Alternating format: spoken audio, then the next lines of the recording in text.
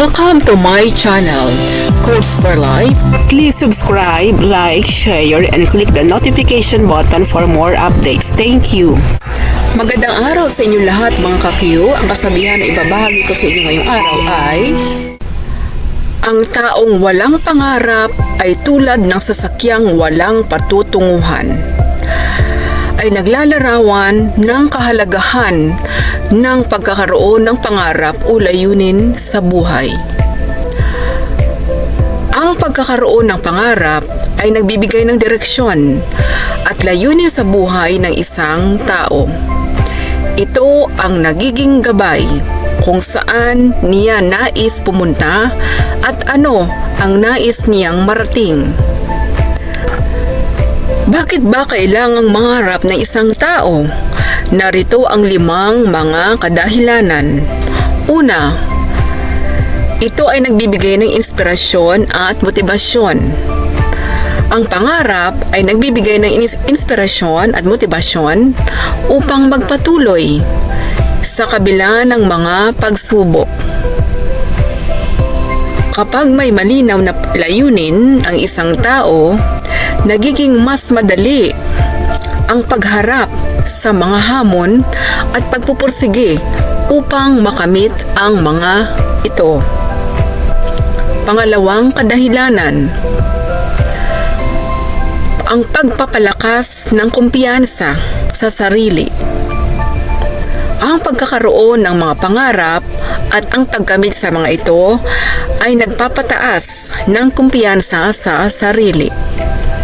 Ang bawat tagumpay, gaano man kaliit, ay nagbibigay ng dagdag na tiwala at pananampalataya sa sariling kakayahan.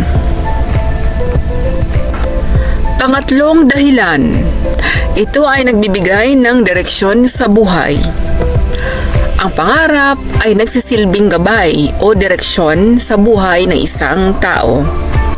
Ito ang nagbibigay ng malinaw na layunin kung saan nais niyang makarating, na nagiging dahilan upang magkaroon ng mas organisadong plano at desisyon.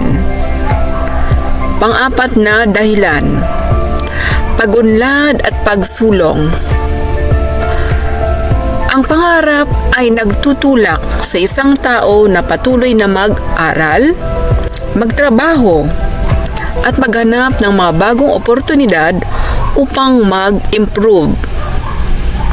Ang pagsisikap na makamit ang mga pangarap ay nagdudulot ng personal at professional na pag-unlad. Panglimang dahilan, pagbibigay halaga at layunin. Ang pagkakaroon ng pangarap ay nagbibigay halaga at layunin sa buhay. Ito ay nagdudulot ng dahilan upang bumangon sa umaga at magpatuloy sa paggawa ng mga bagay na makakatulong upang marating ang nais na destinasyon.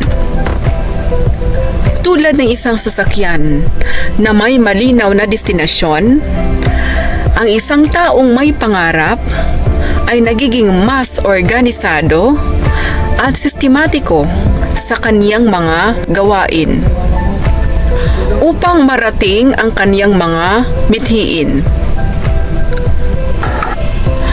Kapag ang isang tao ay walang pangarap, maaari siyang mawala ng direksyon, tulad ng isang sasakyan na walang destinasyon.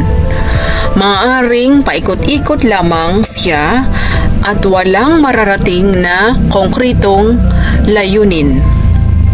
Ang pangarap ay nagtutulak sa isang tao na patuloy na mag-aral, mag-improve at mag-develop ng kaniyang mga kasanayan.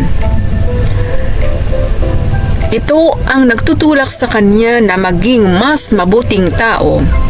Ang pagkakaroon ng pangarap ay nagtuturo ng halaga ng pagsusumikap at tiyaga. Hindi madaling marating ang mga pangarap, ngunit sa pamamagitan ng determinasyon, ang tagumpay ay nagiging posible. Kaya ikaw, huwag kang tumigil sa pangarap mo. magsikap ka, magpursige, at mararating mo ang mga minimiti mo sa buhay. Tandaan, kung walang pangarap ang isang tao ay maaaring mawala sa landas at hindi makamit ang kaniyang buong potensyal.